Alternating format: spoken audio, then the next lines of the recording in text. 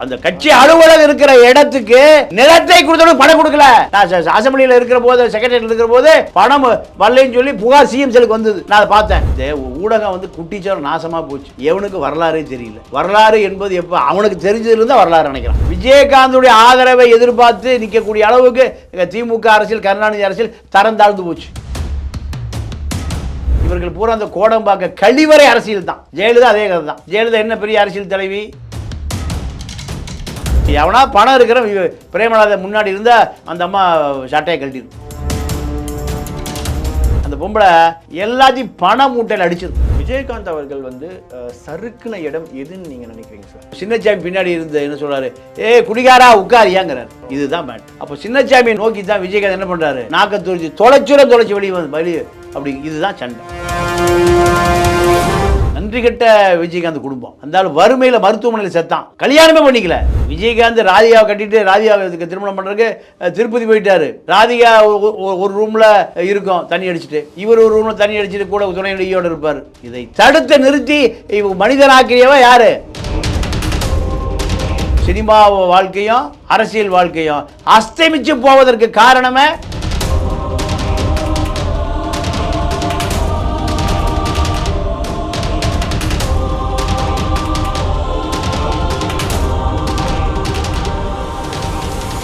வணக்கம், நான் உங்கள் விஷால் பொலிவர். இன்றைய நேர்காணலில் நம்மோடு இணைந்திருக்கும் சிறப்பு விருந்தினர் மூத்த பத்திரிகையாளர் மரியாதைக்குரிய தமிழா பாண்டியன் அவர்கள். வணக்கம் சார்.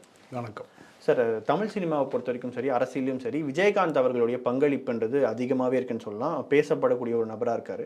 விஜயகாந்த் அவர்கள் வந்து சறுக்குன இடம் எதுன்னு நீங்கள் நினைக்கிறீங்க சார்? இல்லை, அவர் எங்கே சறுக்கிறாருன்னா, அவருடைய உடல் சுகவீனப்பட்ட பிறகு அவருடைய அரசியல் சறுக்குது.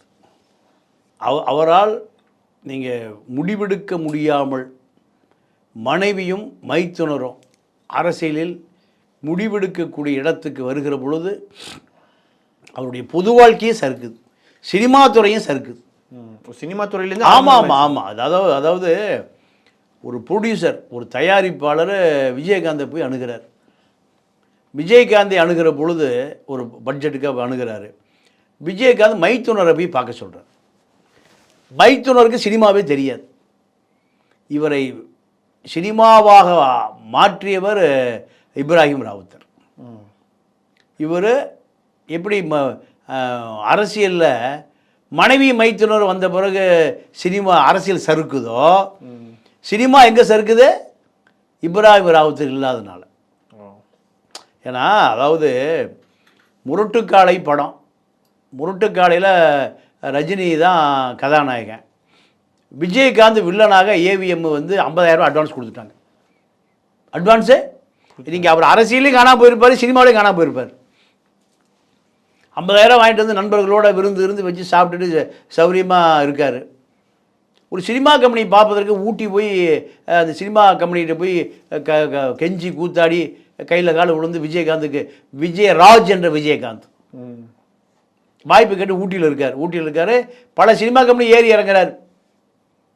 யாரை? நண்பனை முதலமைச்சர் ஆக்குவதற்கு, நண்பனை திரைப்படத்தில் சூப்பர் ஸ்டார் ஆக்குவதற்கு. நன்றி கெட்ட விஜயகாந்த் குடும்பம். அந்த வறுமையில் மருத்துவமனையில் செத்தான். யார்? கல்யாணமே பண்ணிக்கல. ஒரு முஸ்லீம் என்பவ எப்படி இருப்பான்னு கேட்டிங்கன்னா, நீங்கள் முழு நேரமாக அவர்களை பொறுத்தவரை நீங்கள் தியாகம் பண்ணுவான். ஆனால் அவருடைய தியாகம் அடுத்தவனுக்கு அதை புரிந்து கொள்ள முடியாத ஆளாக விஜயகாந்த் போனார் என்பதுதான் மிகப்பெரிய வருத்தம். முஸ்லீம்களில் நீங்கள் இவர் சொல்லுவார், பெரியார் தான் சொல்லுவார், அறிவாளியாக இருந்தால் அப்துல் கலாம் மாதிரி. அப்துல் கலாம் அப்போ இல்லை, பெரியார் செத்து போயிட்டார். மிகப்பெரிய அறிவாளியாக இருப்பான். முட்டாளாக இருந்தால் முட்டாளாக இருப்பான்னு பெரியார் அப்படியே சொல்லுவார். பெரியார் தான் நமக்கு எல்லாத்துக்குமான விடையாளி. அப்போது இப்ராஹிம் ராவுத்தர் ஒரு ஆள் இல்லைன்னா விஜயராஜ் என்ற விஜயகாந்தே கிடையாது. முரட்டுக்காலை படத்தில் 50 அட்வான்ஸ் வாங்கிட்டு வந்துட்டார். வாங்கிட்டு வந்தோடனே எல்லாம் இந்த சாப்பாடு விருந்து எல்லாம் நடக்குது. என்னன்னு கேட்குறாரு. நைட்டு ட்ரெயினில் வந்து கேட்குறாரு, படம் கமிட் ஆகிட்டு. என்ன படம்? முரட்டுக்காலையில் வில்லன் வேடம். கதாநாயக வேடம் இல்லை. என்ன வேடம்? வில்லன். கதாநாயகன் யாரு? ரஜினிகாந்த். கம்பெனி எது? ஏவிஎம். ஏவிஎம் வாய்ப்பு கிடைக்குமா? ஏவிஎம் வாசலுக்கே போக முடியாது. அப்போது தலையில் அடிச்சுட்டு இந்த பணத்தை கொடுங்க. ஏன் இந்த கேரக்டரே வேண்டாம், நடித்தால் கதாநாயக, ஜெயிச்சா முதலமைச்சர், அதில் தெளிவாக இருந்தார். விஜயகாந்த் பொண்டாட்டியை யார் கண்டுபிடிச்சா? விஜயகாந்த் ராதிகாவை கட்டிட்டு ராதிகாவுக்கு திருமணம் பண்ணுறதுக்கு திருப்பதி போயிட்டாரு. ராதிகா ஒரு ரூமில் இருக்கும் தண்ணி அடிச்சுட்டு, இவர் ஒரு ரூமில் தண்ணி அடிச்சுட்டு கூட துணை நடிகையோடு இருப்பார். இதை தடுத்து நிறுத்தி மனிதனாக்கியவ யார்? இப்ராஹிம் ராவுத்தர் தான். ஏவிஎம் சரவணர் போய் 40,000 கொண்டு கொடுக்குறாரு. என்னன்னு கேட்குறாரு ஏவிஎம் சரவணன். என் நண்பன் தெரியாமல் 50,000 அட்வான்ஸ் வாங்கிட்டு வந்துட்டான், 10,000 செலவு பண்ணிட்டான், இந்தாங்க 40,000 பணத்தை வச்சுங்க, நான் இப்படியாவது இந்த 10,000 திருப்பி கொண்டு கொடுத்துட்றேன், இந்த படம் எனக்கு வேண்டாம். ஏன்? நடித்தா கதாநாயகி தான் நடிக்கிறது. வில்லன் வேடமோ நீங்கள் துணை நடிகர் வேடமோ கிடையாது. அடித்தா கில்லி, நேர எங்கே முதலமைச்சர் நாற்காலி தான் கொடுத்துட்டு வந்துடுறார். இதுதான் இப்ராஹிம் ராவுத்தர். கதாநாயகன் ஆக்கினாரா ஆக்கலையா? விஜயகாந்த் யாரை போய் பார்க்க சொல்கிறாரு? தயாரிப்பாளர்கிட்ட மச்சனுக்கு சினிமான்னு தெரியாது, ஒன்றும் தெரியாது, ஈகோ தான் தெரியும்.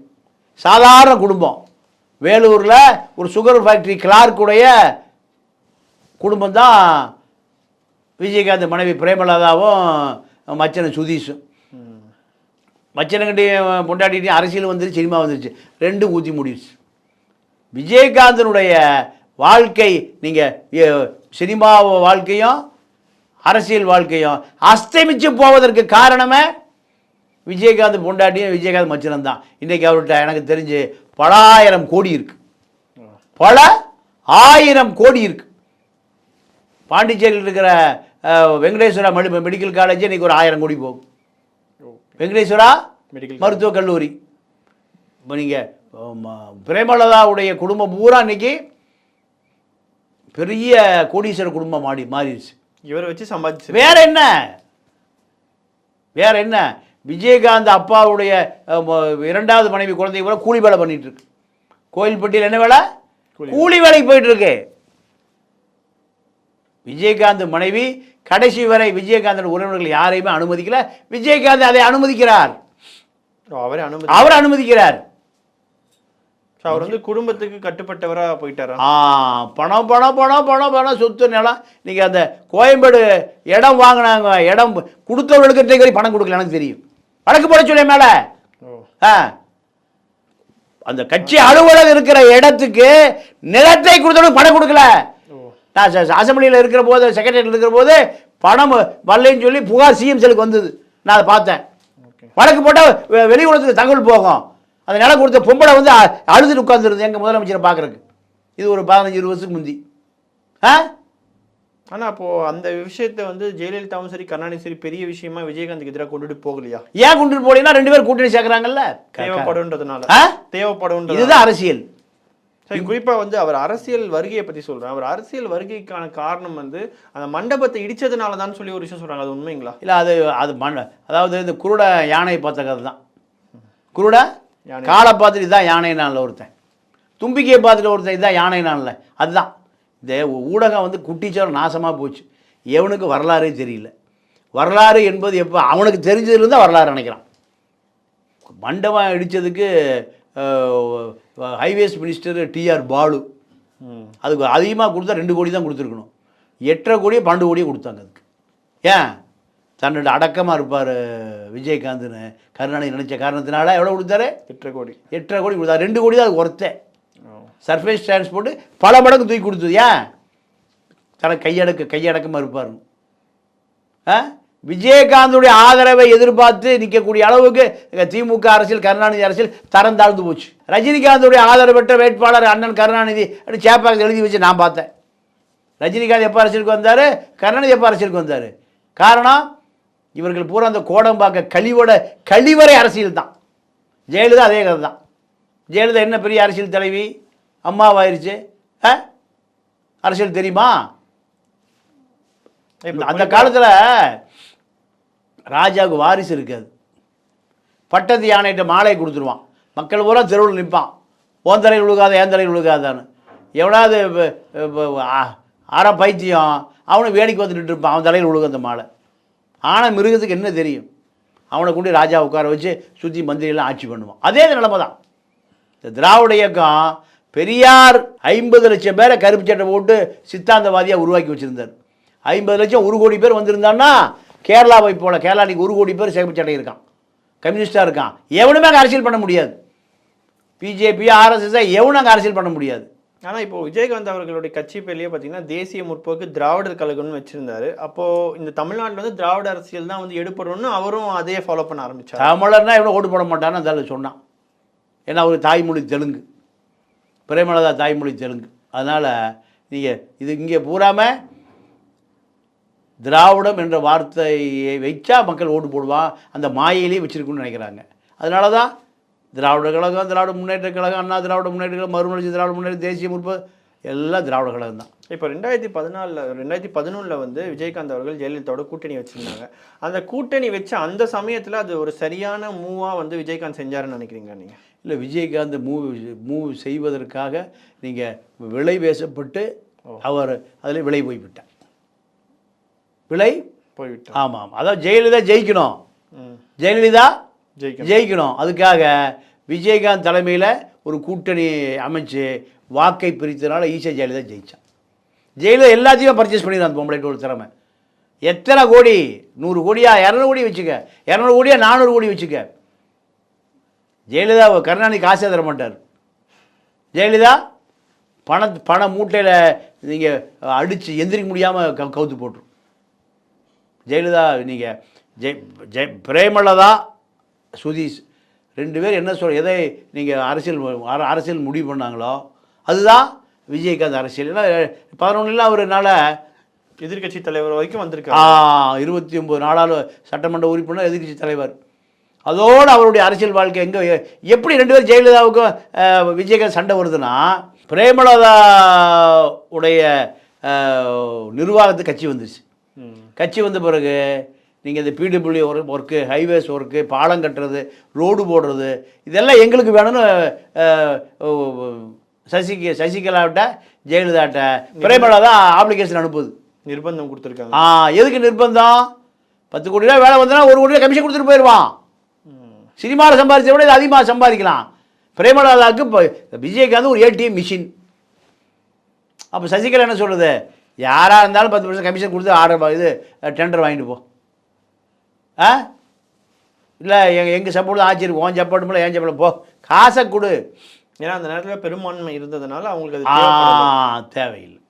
ஆனால் அந்த குறிப்பாக விஜயகாந்த் அவர்கள் பார்த்தீங்கன்னா சட்டமன்றத்தில் வந்து ஜெயலலிதாவுக்கு எதிராக பேசினது அல்லது வந்து நாக்க காட்டினதுன்னும் போது உண்மையாகவே அன்னைக்கு வந்து விஜயகாந்த் அவர்களை வந்து ட்ரிகர் பண்ணி விட்டாங்க அதிமுக காரங்க. அதனால தான் அவர் அப்படி பண்ணாருன்னு சொல்லி ஒரு விஷயத்த சொல்கிறாங்க. அது உண்மைங்களாயா நீங்கள் பார்த்தோம்? இல்லைங்க, அதாவது அன்னைக்கு வந்து அசம்பிளி நடக்கும்போது நானும் தான் இருந்தேன். அசம்பிளி நடக்கும்போது நானும் தான் இருந்தேன். விஜயகாந்த் பொண்டாட்டி மச்சினா 2 பேருமே விஜயகாந்த்கிட்ட நமக்கு ஒரு வேலையும் நடக்க மாட்டேங்குது, எல்லா காசும் ஜெயலலிதா, சசிகலா, நடராஜன் அடிச்சுட்டு போகிறாங்க, நமக்கு PW, highways, EB contract, TASMAC எதுவுமே கிடைக்க மாட்டேங்குது. கட்சிக்காரன் காசு அடிக்கிறக்கோ இல்லை எம்எல்ஏ பணம் அடிக்கிறக்கோ எதுவும் நடக்க மாட்டேங்குது. இதுதான் 2 பேருக்கு சண்டை. இதுதான் 2 பேருக்கும் சண்டை. இந்த சண்டை என்ன ஆகுதுன்னா கட்சி சண்டையாக மாறுது. அதிமுக தேமுக சண்டையாக மாறுது. அப்போது ஜெயலலிதாவுக்கு எதிராக அரசியல் பண்ண ஆரம்பிக்கிறார் யார்? விஜயகாந்த். ஆரம்பிக்கும்போது நீங்கள் காங்கிரஸிலிருந்து கட்சிக்கு வந்த கோயம்புத்தூர் சின்னசாமி, அவர் தான் தொழிற்சங்க தலைவர். அவர் தான் தொழிற்சங்க தலைவர். அப்போது நீங்கள் ஜெயலலிதாவுக்கும் விஜயகாந்துக்குமான கான்ட்ரவர்சி பேச்சுவார்த்தை எப்படின்னு கேட்டிங்கன்னா, நீங்கள் விஜயகாந்த் என்ன சொல்கிறார்? ஜெயலலிதாவை பல இடங்களில் நீங்கள் டெபாசிட் போயிருக்கீங்க, பல இடங்களில் நீங்கள் டெபாசிட் போயிருக்கீங்க. அப்போ தேனி தொகுதியில் நீ நின்று பாருங்குது யார? விஜயகாந்த், ஜெயலலிதா. அப்போ சொல்லுது, நீங்கள் ஆளுங்கட்சியாக இருக்கிறதுனால அந்த தெனாவட்டில் பேசுகிறீங்க, நீங்களே டெபாசிட் போயிருக்கீங்க, உங்கள் கட்சி அழிஞ்சு போயிருக்கு, காணாமல் போயிருக்கு, தேமுதிக நிற்கட்டும், டெபாசிட்டே போயிருக்குது. அப்போ சொல்லும்போது இந்த கான்ட்ரவர்சி ஓடுது. அசம்பிள் நானும் இருக்கேன். அப்போ சின்னசாமி பின்னாடி இருந்த என்ன சொல்கிறாரு, குடிகாரா உட்காரியாங்கிறார். இதுதான் மேட்ரு. அப்போ சின்னசாமி நோக்கி தான் விஜயகாந்த் என்ன பண்ணுறாரு, நாக்கத்துறிச்சி தொலைச்சி வெளியே அப்படி. இதுதான் சண்டை. இப்போ அந்த கூட்டணி விட்டு வெளில வந்ததுக்கப்புறம் ஜெயலலிதா அவர்கள் வந்து அவங்க கிட்ட இருந்த 27 எம்எல்ஏக்களை நிறைய பேரை உருவி எடுத்திருந்தாங்க. அப்போது விஜயகாந்த் அவர்களுக்கு அந்த நேரத்தில் ஒரு சரியான அரசியல் பண்ண தெரியலன்னு சொல்லி எடுத்துக்கலாமா? இல்லை, அதாவது நான் தான் முதலே சொல்லிட்டேன். ஒரே கேள்வி தான். விஜயகாந்த் கட்டுப்பாடு இந்த கட்சி யார் கட்டுப்பாடுக்கு போயிடுச்சு? பிரேமலதா கிட்ட. பிரேமலதா கிட்ட சுதீஷ்டும் போயிடுச்சு. நீங்கள் அருண் பாண்டியன் வெளியே போயிட்டார். ஏன்னா பணம் கொடுனா எப்படி இருப்பார்? அதே போல் மைக்கேல் ராயப்பா பெரிய ப்ரொடியூசர், இவங்ககிட்ட பலாயிரம் கோடி பணம் இருக்குது. மைக்கேல் ராய் ப்ரொடியூசர் 10 லட்சம் கோடி 20 லட்சம் கொடுனா அவரை இதை கொடுக்கவே முடியாது, அவர் வெளியே போயிட்டார். இப்போ தினேஷ் திருப்பூரில் மேயராக இருக்கார், விஜயகாந்த் கட்சி மாவட்ட செயலர், பெரிய கோடீஸ்வரர் குடும்பத்தை சேர்ந்தவர். அவங்க அப்பா எனக்கு ரொம்ப நெருங்கிய நண்பர். திருப்பூரில் பெரிய பிராந்தி கடை ஓனர். ஒரு கடை 2 கடையில் 50 கடைக்கு ஓனர். நஞ்சப்பன்னு பேர். 20 லட்சம் கொடு, 10 லட்சம் கொடு, 30 லட்சம் கொடு. யார் நீங்கள்? பணம் எவனா பணம் இருக்கிற பிரேமலதா முன்னாடி இருந்தால் அந்த அம்மா சட்டையை கழட்டிடும். அதனால் என்ன பண்ணுறான், கட்சிக்காரன் போகிறான், தப்பிச்சு ஓடுறான். அப்படி எப்படி கட்சி இருக்கும்? விஜயகாந்த் இருக்க வரைக்கும் இந்த பிரச்சனை இல்லை. நீங்கள் விஜயகாந்த் கொஞ்சம் கொஞ்சமாக அதிகாரம் குறைய பிரேமலதாட்ட அதிகாரம் வர வர என்னாச்சு? இன்றைக்கி ஏன் 0க்கு வந்துருச்சு? குறிப்பாக இந்த 2016 நம்ம எடுத்துக்கும் போது அவர் திமுக கூட்டணிக்கு போகிறதா இருந்தது. ஆனால் ஜெயலலிதா அவர்கள் சில வேலைகளை பண்ணி அவர் மக்கள் நல கூட்டணின்னு சொல்லி பிரித்து எடுத்தாங்க. ஆனால் இதற்கு பின்னாடியும் பிரேமலதா விஜயகாந்த் எதுக்க காரணம் இருக்கா? ஜெயலலிதாவுடைய பணம் தான் மக்கள் நல கூட்டணியினுடைய ஃபண்டு. ஸோ அது பிரேமலதாக்கும் போயிருக்குது. ஏங்க விஜயகாந்துக்கு போகும்போது பிரேமலதா புருஷனுக்கு போகும்போது பொண்டாட்டி போகாமல் என்ன பண்ணா? பொண்டாட்டி புருஷன் மொத்தமாக தானே பணம் வாங்குறாங்க. அதில் என்ன கேட்டால் மக்கள் நல கூட்டணி அத்தனை பேர் பணம் இருக்காங்க. அதில் அந்த நேரத்தில் வைகோ உட்பட. நான் அது நிறைய விலாவரையை எனக்கு சொல்ல முடியும், அதுக்கு நேரம் இல்லை. ஏன் கேட்குறேன்னா அந்த நேரத்தில் விஜயகாந்த் அவர்கள் தவறாக கூட்டணி மாறி போயிட்டார். அந்த தவறு தான் இன்னைக்கு அவருக்கு 0 ஆகிறதுக்கான காரணம் இருக்கும்போது அப்போ தெரிஞ்சே தான் அந்த வலையில் போய் விழுந்துட்டாங்களா? பணம் தானே முக்கியம். நீங்கள் அதிகாரத்துக்கு ஆட்சிக்கு கட்சியை காப்பாற்றி அதெல்லாம் எப்போ 500 கோடி உடனே கிடைக்குது. 500 கோடி உடனே கிடைக்குது. எப்போ ஆட்சிக்கு ஆட்சியை பிடிச்சி 500 கோடி சம்பாரித்து மொத்தமாக இன்றைக்கி இன்ஸ்டன்ட் 500 கோடி கிடைக்குது. இன்றைக்கி கிடைக்கிற கெலாக்கா முக்கியமா, என்றைக்கோ கிடைக்கிற பலாக்கா முக்கியமா? கெலாக்கா தான் முக்கியம். 500 கோடி இன்றைக்கே கிடைக்குது. திமுக வந்துடக்கூடாது. நீங்கள் அந்த பீரியடில் ஜெயலலிதா எத்தனை சதவீதம் வாக்கில்? 1.5%. எவ்வளவு? 1%. ஆமாம். அப்போ அந்த அம்மா கணக்கு சரியா? அந்த கணக்கு சரி. ஜெயலலிதா இருக்க வரைக்கும் கணக்கு எப்போவுமே சரியாக தான் இருக்கும். அந்த பொம்பளை எல்லாத்தையும் பண மூட்டையில் அடிச்சிடும். பண மூட்டையில் 500 கோடி 1000 கோடி 2 பொருட்டே அல்ல அந்த பொம்பளைக்கு. அவங்களுக்கு அதிகாரம் தான் தேவை. அதனால தான் விஜயகாந்த் குடும்பமே விலை பேசி வாங்கப்பட்டது. ஜெயலலிதாவை எதிர்ப்பதற்காக ஜெயலலிதாவே பணம் கொடுத்து வாங்கின இயக்கம் தான் தேமுதிக. இறுதியாக ஒரு கேள்வி, இதற்கு மேலே தேமுதிகவினுடைய எதிர்காலம் என்னவா இருக்கும்னு நீங்கள் நினைக்கிறீங்க சார்? இல்லை, இப்போவே வாக்கு வங்கி 1% கீழே போயிடுச்சு. 1% கீழே போயிடுச்சு. ஆமாம். இப்போ திமுக கூட்டணியும் சீர்ந்த மாட்டேங்குது. அதிமுக கூட்டணி போன அளவை வேலுமணிட்டு தான் பேச்சுவார்த்தை. அப்படியே உங்களுக்கு நான் அண்ணா உங்கள் சாவகாசம் வேணா கிளம்பி போங்கன்ட்டார். வேலுமணி முடிவு பண்ணுறார் விஜயகாந்துடைய வாழ்க்கையை, விஜயகாந்த் கட்சியினுடைய வரலாற்றினா. அப்போ இந்த கட்சி எப்படி இருக்குன்னு பாருங்கள். 1% இல்லாமல் 0.5% இல்லாமல் 0.4%. அப்போது அங்கே இருக்கிற மாவட்ட செயல்களெல்லாம் கிளம்பி திமுக போயிட்டான். ஒரு ரூபாயே கிடையாது. கட்சி லேபிள் வேணும்னு நினைக்கிற ஆட்கள் மட்டும் அந்த கட்சியில் இருக்கான். அதனால் விஜயகாந்துடைய சகாப்தம் முடிந்து போய் ரொம்ப காலம் ஆகிப்போச்சு. இப்போ 2024 தேர்தலில் பாஜக கூட்டணி கூட போக வாய்ப்பு இல்லையா சார்? அந்த அளவுக்கு கூட அவங்க இது இல்லாமல் வெறுத்து இல்லாமல் போயிட்டாங்க. ஆமாம் ஆமாம். பாஜக கூட்டணி தனக்கு ஒரு விஜயகாந்த் கட்சி கொடி வேணும், 10 கட்சி கூட்டணி சொல்கிறதுக்கு ஒரு லேபிள் வேணும். அதே போல் தான் நீங்கள் பல கோடி தொண்டர்கள் வச்சுருக்கிற ஐஜேகே இருக்குல்ல, பல கோடி தொண்டன் இருக்கிறான். எங்கே திரும்பினாலும் தொண்டன் தான். ஐஜேகே கோடி தான் பறக்குது. பணம் இருக்குது, பல கோடி இருக்குது, ஆனால் சில தொண்டன் கூட கிடையாது. அதே தான். அதனால் விஜயகாந்த் கதை ஐஜேகே கதைக்கு விட மோசமாக போயிடுச்சு. தொடர்ந்து பேசும் உங்கள் நேரத்தை ஒதுக்கி பல்வேறு கேள்விகளுக்கு பதில் தந்தமைக்கு மிக்க நன்றி சார். நன்றி, வணக்கம்.